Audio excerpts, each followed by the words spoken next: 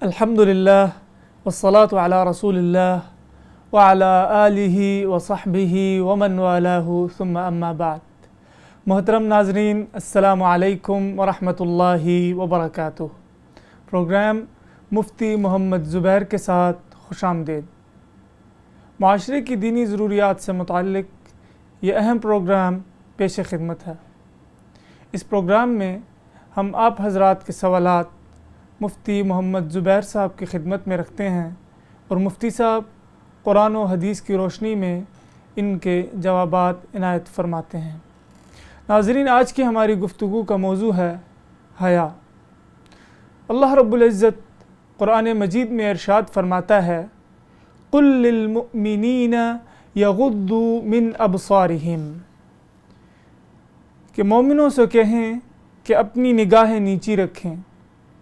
حدیث شریف کا مفہوم ہے الحیاء شعبۃ من الایمان، کہ حیا ایمان کا ایک شعبہ ہے۔ ناظرین، اس موضوع سے متعلق یا کسی بھی دینی موضوع سے متعلق آپ سوالات پوچھ سکتے ہیں۔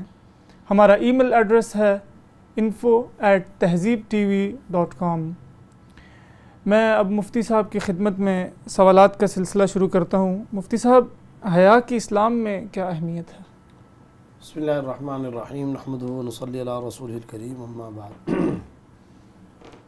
دیکھیں، اسلام کا مزاج یہ ہے کہ کسی بھی برائی سے اگر اسلام نے کسی کو روکنا ہوتا ہے تو سد ذریعہ کے طور پر اسلام اس گناہ تک پہنچنے والے تمام کے تمام دواعی، محرکات اور اسباب پر بھی قدغن لگا دیا کرتا ہے۔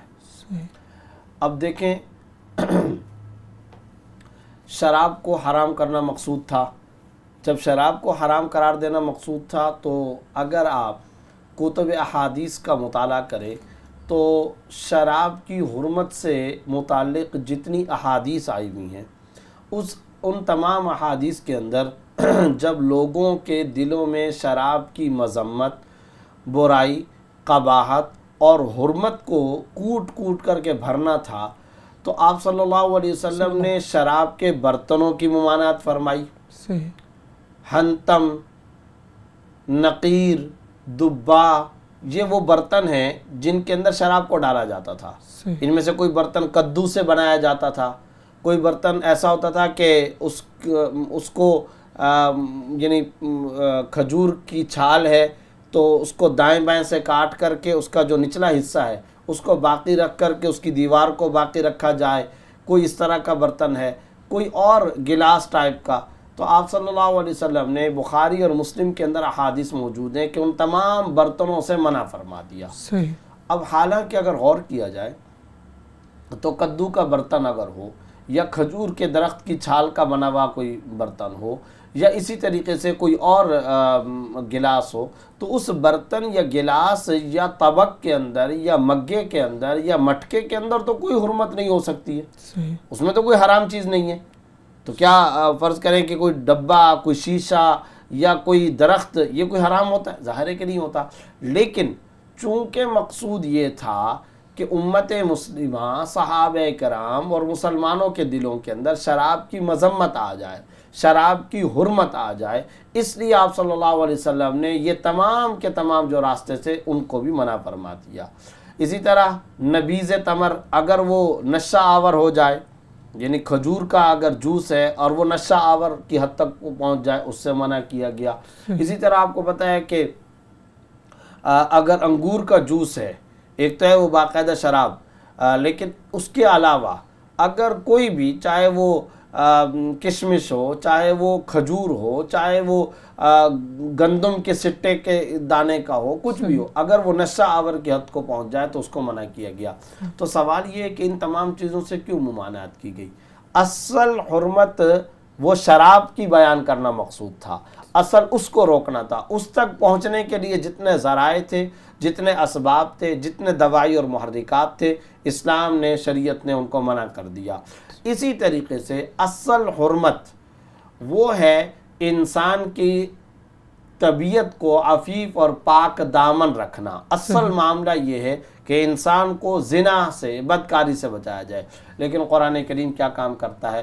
قرآن کریم نے تمام دواعی اور تمام محرکات پر بھی قدغن لگائی. چنانچہ ایک تو آیت یہ قل للمؤمنین یغضوا من ابصارہم، ایک اور جگہ اسی بلکہ آیت کے اگلے سے وقل للمؤمنات یغضضن من ابصارہن ویحفظن فروجہن، مسلمان عورتوں سے کہہ دیں کہ وہ بھی اپنی نگاہیں نیچی رکھیں، جھکا لیا کریں. مومنوں کو کہا گیا کہ وہ اپنی نگاہوں کو جھکا کے رکھیں. ایک اور جگہ وَلَا يُبْدِينَ زِينَتَهُنَّ إِلَّا مَا ظَهَرَ مِنْهَا، عورتیں اپنے مقامات زینت کو ظاہر نہ کریں، اپنی زیب و زینت کو ظاہر نہ کریں. پھر ایک اور جگہ کہا جا رہا ہے وَقَرْنَ فِي بُيُوتِكُنَّ وَلَا تَبَرَّجْنَ تَبَرُّجَ الْجَاهِلِيَّةِ الْأُولَىٰ، گھروں میں عورتوں کو قرار پکڑنا چاہیے، وہ اس طرح سے بے محابہ بے حجابی حالت کے اندر نہ نکلے جیسے کہ جاہلیت اولیٰ کے زمانے کے اندر عورتیں باہر بے محابہ نکل جایا کرتی تھی، اس طرح سے نہ نکلے. اسی طریقے سے کیا کہا جا رہا ہے کہ جب کسی نامحرم مرد سے تم کو بات کرنی پڑے، خواتین کو کہا جا رہا ہے، تو ان تمام خواتین اسلام کو جو حکم دیا جا رہا ہے وہ کیا وَلَا تَخْضَعْنَ بِالْقَوْلِ فَيَطْمَعَ الَّذِي فِي قَلْبِهِ مَرَضٌ وَقُلْنَ قَوْلًا مَعْرُوفًا، بات کے اندر لہک کر کے، طرز کے ساتھ، لہک کے ساتھ، اس طرح سے لوچ کے ساتھ بات نہ کرو کہ آگے والے کسی مریض دماغ اسٹرینجر مین کے دل کے اندر تمہارے بارے میں کوئی خیالات اور وساوس پیدا ہونا شروع ہو جائے. تو اب آپ دیکھیں کہ یہ اسلام منع کر رہا ہے. حالانکہ مقصود بات کرنا نہیں، مقصود اس پر حرمت لگانا نہیں ہے کہ انسان جو ہے، عورت جو ہے وہ اپنے کپڑے کو چھپا لے، برقعے کو چھپا لے. قل لازواجک وبناتک ونساء المؤمنین یدنین علیہن من جلابیبہن، کہ خواتین کو کہہ دیجئے کہ وہ اپنے چہروں کو ڈھانک لیں اور جلباب یعنی چادر اوڑھ لیا کریں. تو یہ سب احکام دراصل سد ذریعہ کے طور پر ہیں، یہ سد باب ہیں، اور یہ دواعی اور محرکات ہیں انسان کی عفت اور پاک دامنی کو تار تار کرنے کے. چونکہ انسان بدکاری کے اندر مبتلا ہو سکتا تھا، اس لیے اسلام نے یہ سارے کے سارے راستے بند کر دیے. اس سے پتہ چلا کہ دراصل ایک بندہ مومن کے لیے، ایک مؤمنہ کے لیے اللہ رب العزت کو مطلوب شرم و حیا کی صفت ہے، کہ ان کے اندر حیا کی صفت ہونی چاہیے، شرم کی صفت ہونی چاہیے. حیا، شرم، یہ دراصل وہ صفات ہیں کہ جس سے انسان کا جسم، انسان کی روح تمام قسم کی آلودگیوں سے مأمون اور محفوظ رہتا ہے. ایک نوجوان لڑکی کو کون سی وہ چیز ہے جو بدکاری سے روک سکتی ہے؟ صرف اور صرف حیا. میرے ایک نوجوان بھائی کو فحاشی اور یانی سے کون سی چیز روک سکتی ہے؟ صرف اور صرف حیا. یہ حیا ایک انسان کی ایسی فطری اور ایک ایسی نیچرل صفت ہے کہ یہ دراصل اللہ رب العزت کو نہ صرف یہ کہ مطلوب ہے بلکہ اس کی آبیاری کی گئی ہے. ان اخلاق عالیہ کی اسلام آبیاری کرتا ہے. چنانچہ آپ دیکھیں کہ مسلمانوں کو یہ حکم ہے کہ اپنے بچوں کی تربیت کریں. کیا حکم دیا جا رہا ہے کہ جب وہ 7 سال کو یہ شعور کی عمر کو پہنچ جائے ان کا بستر الگ کر دیا جائے. کیا حکم دیا جا رہا ہے کہ جب بچہ سن بلوغ کو پہنچے یا سن بلوغ کے پہنچنے سے پہلے شعور، دانائی، فہم، سمجھ اور عقل کی عمر کو پہنچ جائے تو خواتین کو کہا گیا کہ ان سے پردہ کرنے. بتائیے یہ سب احکام کیا ہے؟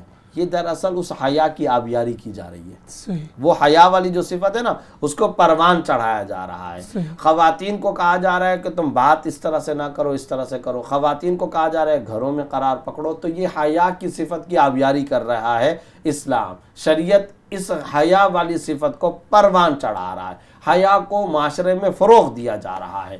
تو حیا ایسی غیر معمولی اہمیت کی حامل صفت ہے کہ اگر یہ کسی نوجوان بہن، نوجوان بھائی کے دل دماغ کے اندر بیٹھ جائے، کوٹ کوٹ کر کے بھر جائے، تو معاشرہ عفیف ہو جاتا ہے، معاشرہ محفوظ ہو جاتا ہے، معاشرہ پاک دامن ہو جاتا ہے. معاشرے کے اندر بے شمار خرابیاں جو مختلف ذرائع سے آتی ہیں، ان تمام خرابیوں سے معاشرہ مکمل طور پہ سیکیور ہو جایا کرتا ہے. ایک نبوی معاشرے کی بنیادی صفت، بنیادی خصوصیت شرم و حیا ہے. آپ نے ایک حدیث پڑھی الحیاء شعبۃ من الایمان. ایک حدیث کے اندر آپ صلی اللہ علیہ وسلم نے فرمایا اذا لم تستحی فاصنع ما شئت. جب تیرے اندر شرم و حیا نہ رہے تو جو چاہے تو کر، جو تیرا دل چاہتا ہے پھر کرتا رہے. یعنی ایک ڈانٹ کا سا انداز ہے کہ شرم و حیا ہے اصل بنیادی چیز. اگر کسی کے دل دماغ سے یہ صفت ہٹ گئی، یہ جوہر رخصت ہو گیا، یہ اعلیٰ اقدار اس کے دل دماغ سے محو ہو چکی ہیں، حیا اب نہیں رہی ہے، تو فصنا ما شئت، اب جو تمہارا دل چاہتا ہے کرو. جیسا کہ ایک والد اپنے بیٹے کو کہتا ہے جب تم میرا کہنا نہیں مان رہے تو پھر جاؤ، جو تمہیں کرنا ہے، جو تم کرنا چاہتے ہو کرو. آپ صلی اللہ علیہ وسلم بعینی اسی لب و لہجے کے اندر فرما رہے ہیں جب شرم نہیں رہی تمہارے اندر، حیا نہیں رہی، تو جو چاہتے ہو کرتے پھرو، پھر تمہیں کون پوچھنے والا ہے. تو ایک تو یہ بات ہے. دوسرا اسی کے مفہوم کے اندر یہ بات بھی گویا کہ شامل ہے. آپ صلی اللہ علیہ وسلم یہ بتانا چاہ رہے ہیں کہ فَاصْنَعْ مَا شِئْتَ، جو چاہو کرو، اس کی راہ میں رکاوٹ اذا لم تستحی حیا ہے. حیا یہ دراصل انسان کو سب کچھ کرنے سے روکتا ہے. انسان اب یہ سوچتا ہے کہ بھائی اگر میں بدکاری کی طرف جا رہا ہوں، میں اگر عریانی کی طرف جا رہا ہوں، میں بے شرمی کے کاموں کی طرف جا رہا ہوں، تو پھر وہ دل کے اندر یہ بھی سوچے گا کہ اگر میں کسی خاتون کے ساتھ یہ کام کرنا چاہتا ہوں تو کیا میری بہن نہیں ہے، میری والدہ نہیں ہے، کیا میری بیٹی نہیں ہے، کیا میرے رشتہ دار خواتین موجود نہیں ہیں؟ اگر ان کے ساتھ کوئی اس طرح کا ارادہ کرے تو یقیناً میں یہ کہوں گا کہ یہ غلط ہوگا اور میں اس کو کبھی برداشت نہیں کروں گا. تو جب تم اپنے حوالے، اپنے گھر، اپنے متعلقہ قبیلے اور برادری کے اندر اس بات کو برداشت نہیں کرتے تو کسی اور کے حوالے سے کیسے برداشت کر سکتے ہو؟ تو ایک تو حیا والی جو صفت ہے انسان کو بے حیائی، بے شرمی، بدکاری، فحاشی اور عریانی سے روکنے کا سب سے بڑا یہی نسخہ ہے. وہ جو ایک حدیث مشہور ہے جس میں کہ حضرات خلفائے راشدین بھی بیٹھے ہوئے تھے، سرکار دو عالم صلی اللہ علیہ وسلم بھی، تو ہر ایک شخصیت نے یہ فرمایا کہ مجھے 3 چیزیں پسند ہیں، مجھے 3 چیزیں پسند ہیں، مجھے 3 چیزیں پسند ہیں. تو اس میں حضرت جبریل علیہ السلام بھی تشریف لے آئے کہ مجھے 3 چیزیں پسند ہیں. حضرت جبریل علیہ السلام نے اللہ رب العزت کی طرف سے بھی پیغام پہنچایا کہ اللہ فرماتے ہیں مجھے بھی 3 چیزیں پسند ہیں. اس کے اندر جو چیز اللہ کی پسندیدہ اشیاء میں سے ایک چیز، ایک نوجوان لڑکی کی حیا. سبحان اللہ. یعنی نوجوان لڑکی کی حیا، شرم، عفت، پاک دامنی، یہ اللہ کو محبوب ہے، یہ اللہ رب العزت کی محبت کا ذریعہ ہے. تو وہ خدا کی محبوب خاتون ہے کہ جس کا معاملہ یہ ہو. اس لیے یہ نوجوان لڑکی میں، نوجوان لڑکے میں، نوجوان بھائیوں بہنوں کے اندر یہ انتہائی مطلوبہ شرعی صفت ہے جس کی آبیاری ہونی چاہیے، گھر سے اس کی تربیت ہونی چاہیے. ایک حدیث کے اندر اگرچہ اس کی سند کمزور ہے لیکن اس حدیث کے اندر آپ صلی اللہ علیہ وسلم نے فرمایا اور دیگر احادیث سے اس کی تائید ہوتی ہے، معنی کے اعتبار سے وہ حدیث درست ہے. لا ایمان لمن لا غیرت لہ، جس کے اندر غیرت نہیں ہے اس کا ایمان نہیں. لا ایمان لمن لا حیا، جس کے اندر حیا نہیں ہے اس کا ایمان ہی نہیں ہے. الحیاء شعبۃ من الایمان ایک جگہ کہا گیا، اور ایک جگہ کہا گیا الحیاء من الایمان، حیا ایمان سے ہے. الایمان الحیاء، ایمان حیا کا نام ہے. ایمان اور حیا، ایمان اور حیا، ایمان اور حیا. اب آپ دیکھیں کہ حیا کو ایمان کے ساتھ بیان کیا جا رہا ہے، یعنی اس کا مطلب یہ کہ یہ بنیاد ہے. ایمان انسان کی بنیاد ہوتی ہے تو حیا کو بھی بنیاد قرار دیا جا رہا ہے. تو حیا کا اور ایمان کا کانٹیکٹ بیان کیا جا رہا ہے کہ حیا کا براہ راست تعلق ایمان کے ساتھ ہے. جس کے اندر حیا نہیں ہے ایمان نہیں ہے، جس میں ایمان حیا کی کمزوری ہے اس کے اندر ایمان کی کمزوری ہے. تو یہ اس قدر غیر معمولی اہمیت کا حامل عمل ہے کہ یہ ایمان کے ساتھ براہ راست متعلق ہے. اگر کسی کے اندر حیا کی کمی آتی ہے تو دراصل اس کا ایمان کمزور ہوتا چلا جاتا ہے. یہ ایسا غیر معمولی عمل ہے، اس لیے اس کی آبیاری کرنی چاہیے اور حیا کا خاص طور پر اہتمام کرنا چاہیے. یہ ایک ایسی صفت ہے تو فطری صفت، لیکن انسان اپنے حالات، سیاق و سباق کے اعتبار سے اس کی آبیاری کر سکتا ہے، اس کو بڑھاوا دے سکتا ہے. انسان ایسے اعمال کرے نا کہ جن اعمال سے حیا اور شرم کو فروغ ملتی ہے تو پھر یہ حیا والی صفت آگے بڑھتی چلی جاتی ہے. اللہ رب العزت اس کی توفیق عطا فرمائے. اس کا غیر معمولی اہتمام کرنا چاہیے، اس کی طرف توجہ کرنی چاہیے. بالکل. مفتی صاحب، واہکنڈ سے ایک بہن نے سوال کیا ہے کہ کیا حیا کا تعلق صرف خواتین سے ہے یا مردوں کے لیے بھی کوئی حکم ہے؟ نہیں، ایسا بالکل نہیں ہے. صرف خواتین سے تو حیا کا تعلق نہیں ہے بلکہ مردوں کے لیے بھی ہے. آپ نے جو آیت انٹرو کے اندر تلاوت کی قل للمؤمنین یغضوا، مسلمان خواتین کے لیے اپنی نگاہیں نیچی رکھنے کا حکم بعد میں ہے، مسلمان مردوں کو نگاہیں نیچی رکھنے کا حکم پہلے ہے۔ اور قرآن کریم کے اندر جا بجا یہ جو بدکاری سے منع کرنے کا حکم ہے، لا تقربوا الزنا انہ کان فاحشہ، زنا کے قریب نہ جاؤ کہ یہ فحاشی اور عریانی کا انتہا درجے کا خطرناک عروج کا راستہ ہے، غلط راستہ ہے۔ تو یہ کن کو حکم ہے؟ بنیادی طور پر تو یہ مردوں کو حکم ہے۔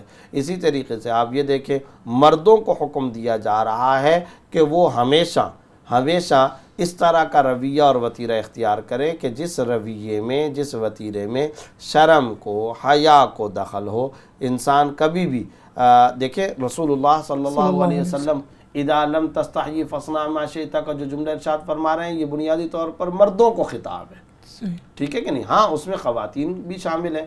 اسی طریقے سے آپ صلی اللہ علیہ وسلم کے بارے میں آتا ہے کہ ما کان فاحشا ولا لاعنا ولا متلعنا وما کان بذیا، آپ صلی اللہ علیہ وسلم فحش گوئی کو کبھی پسند نہیں کرتے تھے، کبھی فحش گوئی کا معاملہ نہیں فرماتے تھے، اور کبھی فحاشی کی بات کو پسند نہیں کرتے تھے، کبھی فضول گوئی کا معاملہ نہیں کرتے تھے۔ یہ آپ صلی اللہ علیہ وسلم کی صفات بیان ہو رہی ہیں۔ تو آپ صلی اللہ علیہ وسلم قدم قدم پہ ترغیب مردوں کو دے رہے ہیں، خواتین بھی شامل ہیں۔ تو یہ کہنا کہ یہ شرم و حیا، فحاشی اور عریانی کا تعلق صرف خواتین سے، تنگ نظری کی بات ہے، غلط بات ہے۔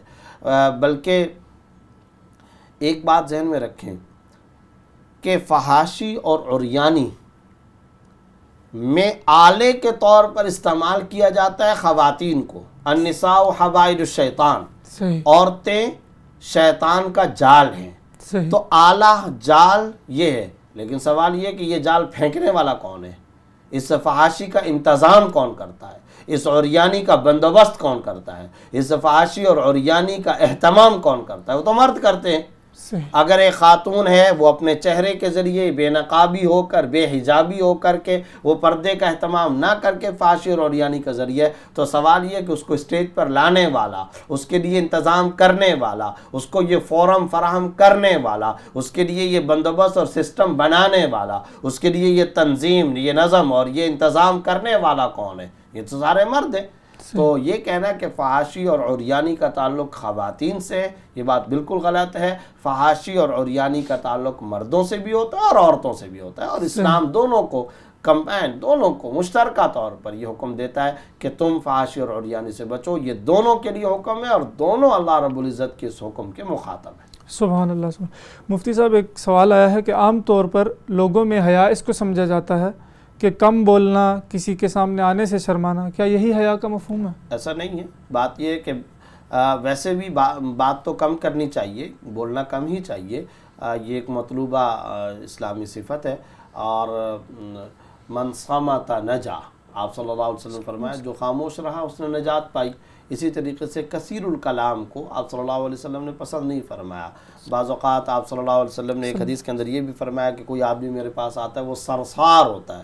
سرسار کا کیا معنی؟ یعنی بہت زیادہ باتیں کرنے والا، قافیہ بند کلام کرنے والا، اور بہت یعنی قافیہ بند اور بناوٹی تصنع والا، تکلف والا کلام کرنے والا ہوتا ہے۔ تو آپ صلی اللہ علیہ وسلم نے ایسے افراد کو پسند نہیں فرمایا۔ تو بات یہ ہے کہ کم بولنا تو اچھی صفت ہے، لیکن اس کا یہ مطلب نہیں ہے کہ جہاں بولنا ضروری ہے وہاں انسان نہ بولے۔ مثال کے طور پر ایک والد ہے، وہ یہ دیکھ رہا ہے کہ میرا بیٹا، میری بیٹی کسی غلط کام کے اندر مبتلا ہے، اب یہ کم بول رہا ہے، اب یہ نہیں بولتا۔ شوہر دیکھتا ہے کہ بیوی کسی غلط بات کے اندر مبتلا ہو رہی ہے، تو اب یہ نہیں بولتا کہ یہ کم گو ہے۔ تو یہ کم گوئی تو عیب ہے، یہ کم گوئی تو مذموم ہے، یہ کم گوئی تو برائی ہے، یہ کم گوئی تو غلط ہے۔ آپ کو تربیت کرنی ہے اپنی بیوی کی، اپنے بچوں کی، آپ کو تربیت کرنی ہے اپنے ماتحتوں کی، اپنے نوکروں کی، اپنے تمام کے تمام جتنے آپ کے رعیت کے افراد ہیں، ماتحت آنے والے افراد ہیں، آپ ان کے نگہبان ہیں، محافظ ہیں، آپ ان کے نگران ہیں، آپ ان کے مشرف اور سرپرست ہیں۔ تو اگر آپ بات نہیں کریں گے تو ان کی تربیت کیسے ہوگی؟ تو مقصد کہنے کا یہ کہ کم بولنا یہ شرم و حیا کا ایسا لازمی جز نہیں ہے کہ اگر کوئی آدمی بوقت ضرورت، بقدر ضرورت بولتا ہے تو ہم یہ کہیں کہ جی یہ حیا اور شرم نہیں رکھتا یا شرم و حیا اس کے اندر نہیں، ایسا نہیں ہے۔ ہاں یہ بات درست ہے کہ کم بولنے کا یہ مفہوم کہ جہاں ضرورت نہیں ہے، وہاں انسان اگر بات چیت نہیں کرتا اور شرم و حیا سے کام لیتا ہے، یہ تو شرم و حیا کا حسن ہے، یہ شرم و حیا کا ایک انگریڈینٹس کا ایک پارٹ ہے، یہ تو ایک جز ہے کہ بلا ضرورت کیوں بولا جائے، ایسی جگہ پر کیوں بولا جائے کہ جہاں اس کو نہیں بولنا چاہیے۔ مثلاً ایک مجلس ہے جس میں سب بڑے بیٹھے ہوئے، اب وہ چھوٹا بچہ بار بار بولے، بار بار ٹوکے، بڑوں کی باتوں کو کاٹے، تو ظاہر ہے کہ یہ اب بولنا، یہ زیادہ بولنا، یہ تو بے شرمی ہوگی، یہ تو بے حیائی کی بات ہوگی۔ جہاں نفاست کا، سلیقہ مندی کا اور حسن کلام کا اور حسن معاشرت کا تقاضا، حسن تربیت کا تقاضا یہ کہ ایسے موقع پر نہیں بولنا چاہیے، بوقت ضرورت بولنا چاہیے اور بقدر ضرورت بولنا چاہیے۔ تو کم بولنا، کم گوئی لازمی طور پر ہر جگہ یہ شریعت کو مطلوب نہیں ہے، جہاں بولنا چاہیے وہاں پر بولنا چاہیے، جہاں نہیں بولنا چاہیے وہاں بولنے سے اعتراض کرنا چاہیے۔ جزاک اللہ۔ مفتی صاحب، ایک اور بھائی نے سوال کیا ہے کہ آج کل ہر سال میں ایک دن منایا جاتا ہے اور اس دن کو حیا ڈے کہا جاتا ہے، اس دن پوسٹرز لگائے جاتے ہیں اور نیٹ پہ اور موبائل کے ذریعے میسیج کرتے ہیں جی حیا کا کلچر عام کریں، کیا یہ صرف ایک دن کے لیے ہے؟ ایسا تو نہیں ہے، یہ تو بالکل دیکھیں اصل بات یہ کہ یہ سیلیبریٹ کرنا، یہ کلچر آیا کہاں سے؟ یہ منانا، یہ کلچر ویسٹ کا ہے، یہ کلچر مسلمانوں کی تہذیب کا حصہ نہیں ہے، یہ مسلمانوں کی ثقافت نہیں، یہ نبوی تہذیب نہیں ہے، یہ مدینہ منورہ کی تہذیب نہیں ہو سکتی، یہ گنبد خضرا کی نمائندگی نہیں ہے، یہ اسلام کا تقاضا نہیں۔ اسلام تو کہتا ہے کہ حیا سے آپ کو 24 گھنٹے متصف ہونا ہے، یعنی آپ دیکھیں ناجائز یا نامناسب یا غلط کام تنہائی کے اندر بھی کرنا ممنوع ہے، صحیح، ناجائز کام جنگل میں بھی کرنا ممنوع ہے۔ صحیح، تو اسلام تو 24 گھنٹے کی زندگی کا نام ہے۔ اسلام ایک ایسا تو نہیں ہے کہ آپ صرف اور صرف گرجے میں یا آپ صرف اور صرف عبادت گاہ میں یا مسجد کے اندر جا کر اسلام کو اوڑھ لیں، اختیار کر لیں اور پھر اس کے بعد 24 گھنٹے کی زندگی کے اندر آپ اسلام کو بھول جائیں۔ شرم و حیا بازار میں بھی چاہیے، شرم و حیا گھر میں بھی چاہیے، شرم و حیا دفتر میں بھی چاہیے، شرم و حیا آپ کو بزنس، تجارت کرتے ہوئے، ڈاکٹری کرتے ہوئے، وکالت کرتے ہوئے، کسی بھی شعبے زندگی سے آپ تعلق رکھتے ہیں وہاں پر بھی آپ کو مطلوب ہے، ہر جگہ مطلوب ہے۔ تو حیا ڈے ایوری ڈے، ہر دن حیا کا دن ہے، ہر دن حیا کا اور شرم کا دن ہے، ہر لمحہ حیا کا لمحہ ہے، ہر مرحلہ حیا کا مرحلہ ہے۔ تو کسی ایک دن کو مخصوص کر لینا کہ صرف اس دن حیا کی بات کو عام کیا جائے، حیا کے پوسٹرز لگائے جائیں گویا کہ یہ حیا کا ڈے، تو یہ اسلام کا کوئی تصور نہیں ہے، یہ اسلامی کلچر نہیں ہے۔ اسلامی کلچر تو یہ کہ ہر وقت شرم و حیا سے انسان کو متصف ہونا چاہیے۔ جزاک اللہ مفتی صاحب، بہت بہت شکریہ آپ کا۔ ناظرین، اسی کے ساتھ آج کے ہمارے پروگرام کا وقت ختم ہوا چاہتا ہے۔ انشاءاللہ نیکسٹ پروگرام میں ایک نئے موضوع کے ساتھ حاضر ہوں گے، تب تک کے لیے اجازت۔ السلام علیکم ورحمۃ اللہ وبرکاتہ۔